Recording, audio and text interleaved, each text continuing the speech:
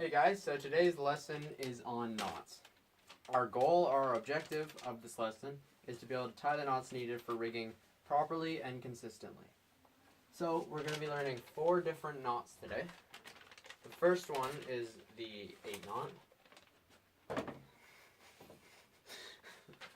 The second knot is the Cheerio knot. The third knot is the reef knot. And the fourth and final knot is called the bowline. Now, we'll start with what are some uses of these knots. So, the first knot, the 8 knot, is a very easy to tie stopper knot. A stopper knot stops a line from coming out of a cleat. The 8 knot is good because it's easy and fast to tie in situations when you really need a stopper knot really fast. But it has its disadvantages because it's easy to come undone, especially in heavy wind days, where the wind can blow the line around and then eventually make the knot come undone, and then the line can fly around the boat and possibly hurt someone. So that's why the 8 knot isn't really good in heavy wind days, but it is perfectly fine in light wind and medium wind days. So the second knot we're going to be talking about is the Cheerio knot. The Cheerio knot is a stronger stopper knot. It's it's slightly harder to tie, but it's still a fairly easy knot to learn. It's a stronger stopper knot that won't come undone in heavy winds. So it works in light winds and medium winds too, but it is much better than a knot in heavy wind conditions, as it won't come undone. And the third knot that we'll be talking about today is the reef knot. Now, the reef knot is used to connect 2 pieces of line together to make one long, strong line. Now, it works better when the 2 pieces are of the same diameter, because when they're different diameters, there is much more a risk of slipping if there's too much strain on it. But if they're different diameters and there's not too much strain, it should work just fine. Now, the fourth and final knot that we'll be talking about today is the bowline. Now, the bowline is used to turn any piece of rope, or to put a loop on any end of any piece of line. So this is a bowline. They're used for like when you're rolling a sail and you have to tie it off.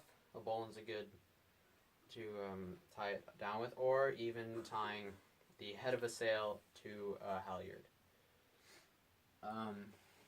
So I guess we'll talk about tying the knots now. So we're going to start with the 8 knot. Now, like I said, the 8 knot is probably the easiest out of the 4 knots to learn. Now, to tie an 8 knot, you start by making a loop, and then you take the shorter piece, which is the end that you're going to want the stopper knot on, cross it over the main part of the line, around the back, and then you put this end through the loop that you created on the bottom, and then you pull tight. Now, if you've done it properly, it'll resemble an 8 knot. Now, our second knot we're going to be talking about today, or demonstrating, is the Cheerio knot. Now, a Cheerio knot, like I said, is a stronger stopper knot. So, to tie a Cheerio, you take your piece of rope or line, and you grab the end that you're going to want the stopper to be on.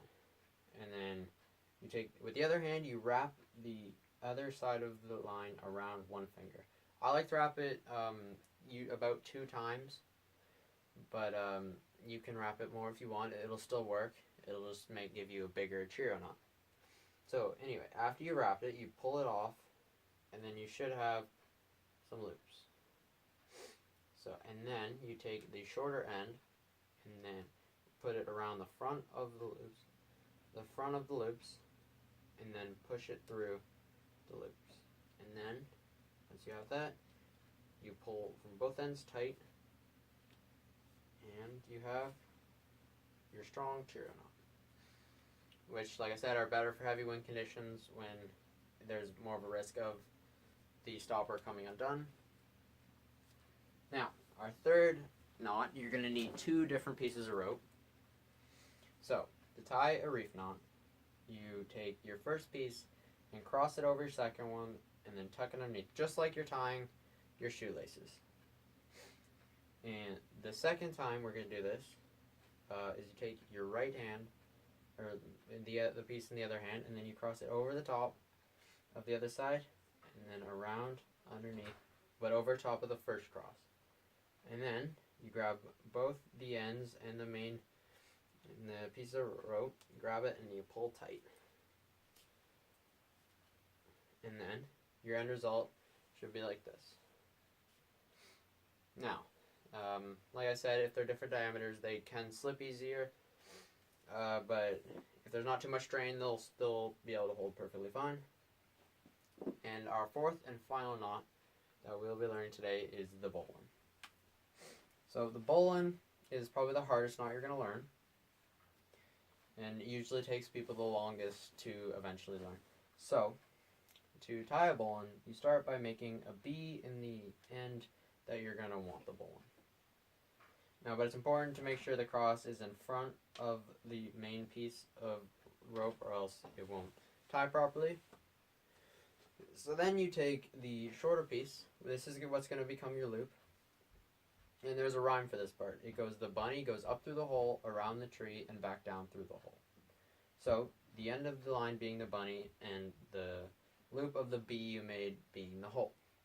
So, as it goes, you take the bunny, you go up through the bottom of your loop, you go around the tree, being the main piece of rope, around behind it, then you go back down through the hole, the same hole you came up with.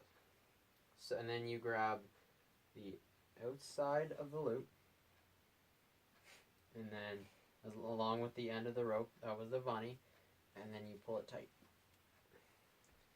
Now your end result should be a loop, and if you've done it properly, it'll stay tight and will work perfectly well.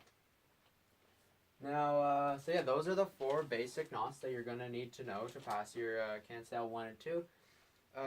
Don't be too stressed out if you guys don't get them immediately, as sometimes it does take people more than once to learn, which is perfectly fine. So yeah, those are the 4 knots. And yeah,